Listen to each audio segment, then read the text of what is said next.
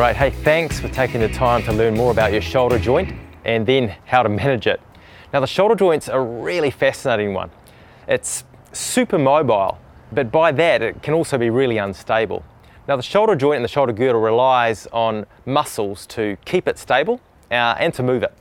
These muscle groups have to work in harmony to move the shoulder through range. Otherwise, poor compensatory patterns can develop and niggles can sort of come about. So it's really important to make sure that after you get an acute injury or you've got a niggle that's been going on for a long time, that you go and see someone to get it looked at and sorted out.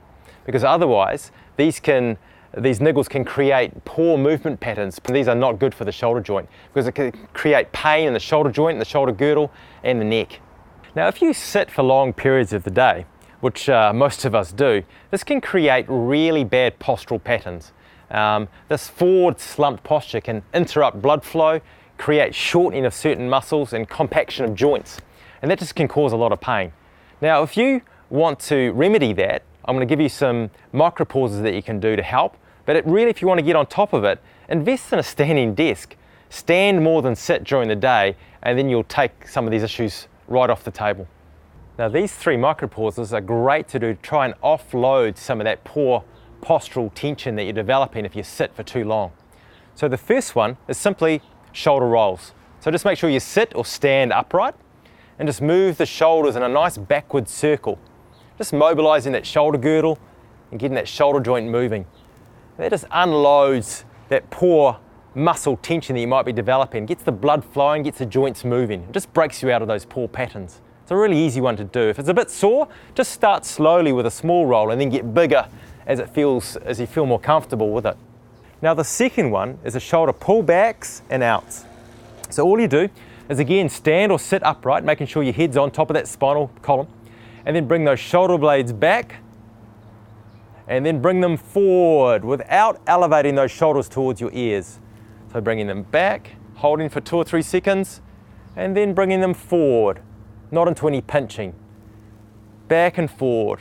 So that just gets that upper back flowing, the shoulder girdle flowing, and it really just helps again break up those poor patterns that most people develop during their working day. Now the third one's a little bit more aggressive. It's a chest stretch.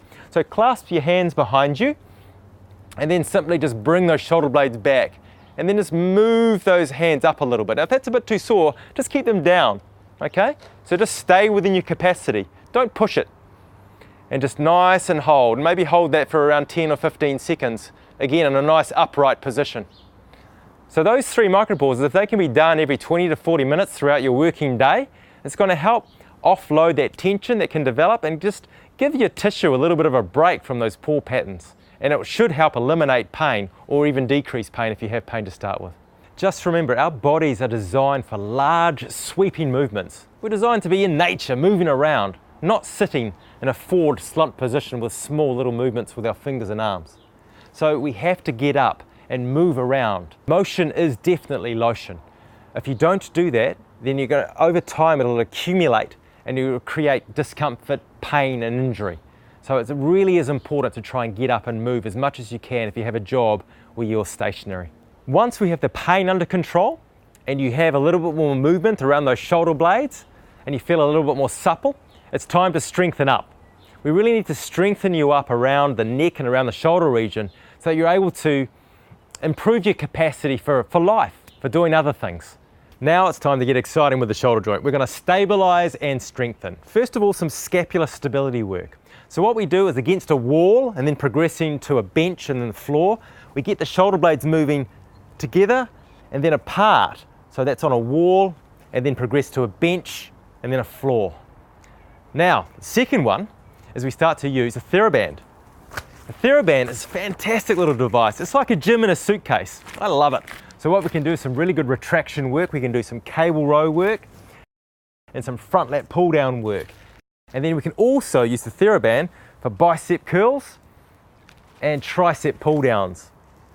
Okay, so just using those muscles around the arm, the muscles that cross the shoulder joint to give it a little bit more stability and just work on that overall strength. And then from there, we can move into some push-ups and we can start again against the wall, moving through the range as much as you can and just starting where you are within your capacity and building up. So once we have the the stability, and once we have the movement of the scapula working well, we can then strengthen really, really well, and it's going to help keep you in good physical shape to be able to handle anything that you do.